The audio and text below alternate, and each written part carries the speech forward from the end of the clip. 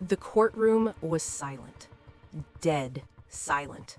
Megan Boswell sat at the defense table, her face a carefully constructed mask of remorse. But her eyes, they were calculating, cold. Had I had a fair trial and an impartial jury, I would have been acquitted of the murder charges. I would have never hurt my baby, and I did not kill Evelyn. She'd spent weeks perfecting this act, this performance of a broken young mother who'd made terrible mistakes. She was convinced, absolutely convinced, that this jury would see her as a victim too, a scared teenager who panicked. Nothing more. Then the judge spoke. In count 2, a jury of your peers having found you guilty of first-degree murder and the perpetration of a felony. Standard offender, consecutive to her life sentence. And for the first time in months, perhaps the first time in her entire life, Megan Boswell felt something real. Terror. Pure, unfiltered terror. The kind that grips your chest and refuses to let go. Because she wasn't walking out of that courtroom. Not today. Not for the next 51 years. This is the story of how an 18-year-old mother erased her own daughter from existence, and how justice finally caught up with her. It started innocently enough. Social media posts, smiling selfies, Megan Boswell with baby Evelyn May in her arms, looking every bit the proud young mother. Evelyn. Hi. Mwah. To anyone scrolling past those pictures, she seemed normal, happy even. But social media is a stage, and Megan, she was an expert at playing a role. She's really sweet. She loves to give people kisses. Favorite song is Baby Shark. Behind the filtered photos and cheerful captions, darkness was growing. 15-month-old Evelyn became inconvenient, a burden, an obstacle standing between Megan and the carefree life she desperately wanted back. February 2020, Evelyn disappeared. Now here's where this case turns absolutely chilling. If your child vanished, what would you do? You'd scream. You'd call the police immediately. You'd tear apart every street, every house, every corner of your city looking for them. You'd be inconsolable, desperate, frantic. Megan? She posted on Instagram. She went about her day. She texted her boyfriend. She did absolutely nothing that resembled a mother searching for her missing child. She kept coming up with different stories and different lies. Okay. What was she telling you? First, it was Ethan had. Days turned into weeks. Still nothing. No police report, no frantic phone calls, no desperate pleas on local news. Megan Boswell acted like her daughter had simply never existed. If cases like this fascinate you, subscribe now to Women of Malice, because I publish new cases every week. It wasn't until Evelyn's grandfather, Tommy Boswell Sr., started asking questions that everything began to unravel. Hunter's mom was watching her. And then she come off with Ethan had her.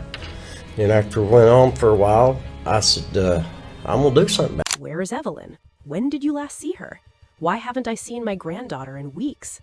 The questions kept coming, and Megan's answers, they kept changing. When Tommy finally contacted the authorities, a nightmare investigation was set into motion. And that's when Megan's carefully constructed lies started crumbling. Police knocked on her door. Simple question, where is your daughter? Megan smiled. She had a story ready. Someone took her, she claimed. A babysitter had Evelyn. Or wait, no, her grandmother had the baby. Actually, Evelyn was with her father. Hold on, friends were watching her. Every single story was different. Every single story was a lie. But here's what made investigators' blood run cold. Megan wasn't panicking. She wasn't crying real tears.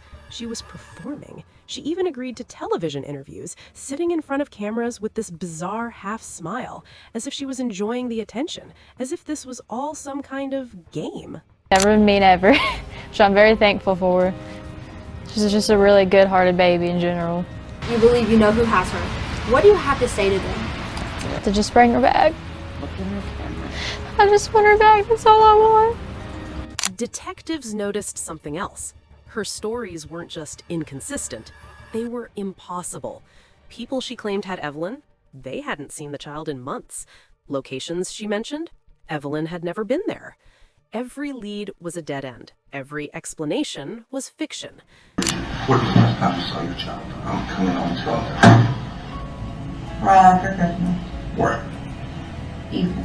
In Plumville. Like I told him, I don't know if he took and dropped her off somewhere right after I dropped her to him, but I don't know what's going on. I had Evelyn for like over a year and he never checked on her and I had to support her by myself. So when I got here, I was like, you can take care of your daughter for a little bit. Not that I don't love my daughter, want to be with her, you know what I'm saying, but I was like, you don't help me at all. So investigators did what they had to do. They searched wooded areas, abandoned buildings, anywhere a small child might be hidden.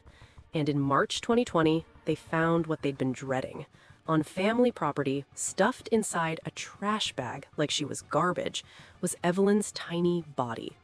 15 months old, discarded, hidden, forgotten by the one person who should have protected her above all else. Subscribe now to Women of Malice.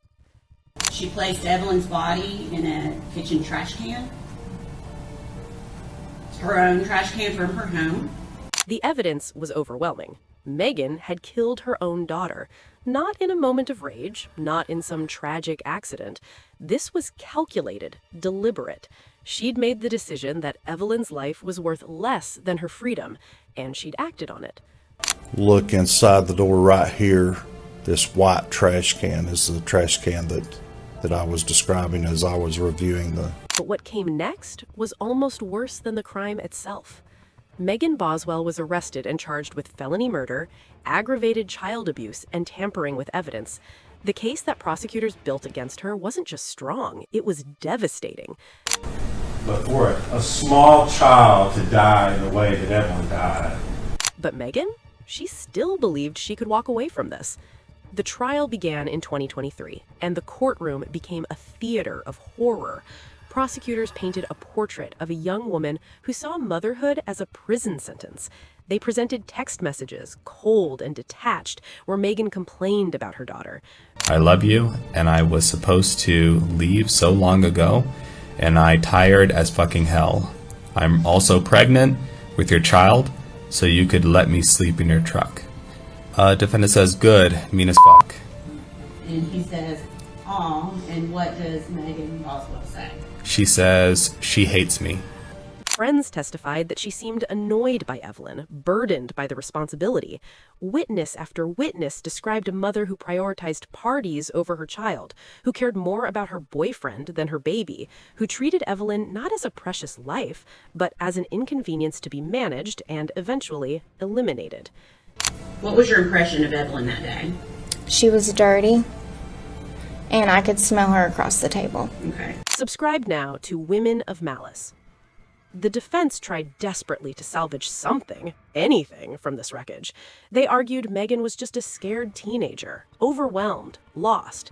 They suggested maybe Evelyn's death was accidental, that Megan panicked and made catastrophic decisions afterward. The state's theory is reasonable doubt in and of itself. They don't know what happened. They don't know how that child died, and they can't prove how that child died. About it is the possibility, what if this was accidental?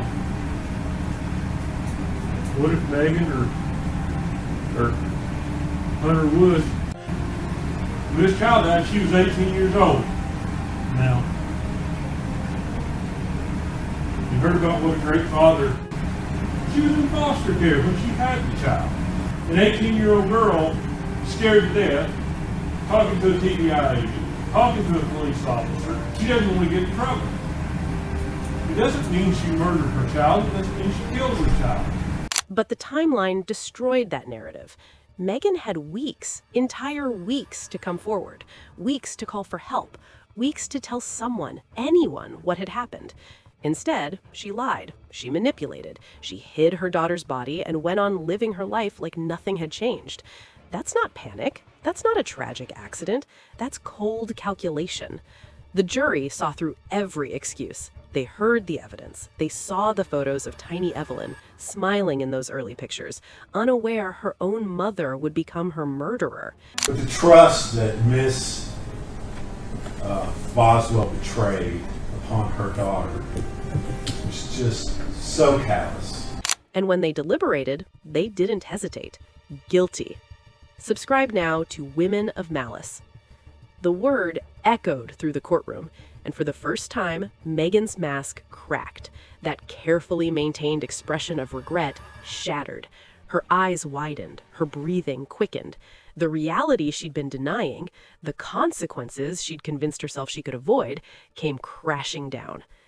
In count 2, a jury of your peers, having found you guilty of first-degree murder, demonstrated extreme callousness. A 25-year sentence for the merging counts of aggravated child abuse and neglect will be consecutive to the life sentence. She wasn't walking out of here. She wasn't going back to her old life. She wasn't going to parties or posting selfies or living as if Evelyn had never existed. When sentencing arrived, the judge showed zero mercy. And why should she? Evelyn received no mercy. That baby girl received nothing but cruelty from the person who should have loved her most. Life in prison with the possibility of parole after 51 years. Let that sink in. The 6-year sentence for tampering with evidence and the 4-year sentence for false report will be concurrent with each other, but consecutive to the 25 years. And the 2-year sentences for the abuse of corpse in count 19 and count 20 will be concurrent with each other. Megan Boswell is 18 years old.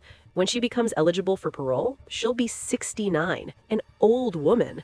The youth she tried so desperately to preserve by murdering her daughter, gone. Completely and utterly gone. Subscribe now to Women of Malice if you would like to hear of more cases like this. But here's what haunts me about this case, and maybe it haunts you too. Evelyn will never grow old. She'll never have a first day of school, never fall in love, never experience the beauty and pain and complexity of being alive. Her entire future, every possibility, every dream was stolen by the one person who should have protected it. Megan made a choice. She chose convenience over her daughter's life. She chose freedom over responsibility. She chose herself over everything else.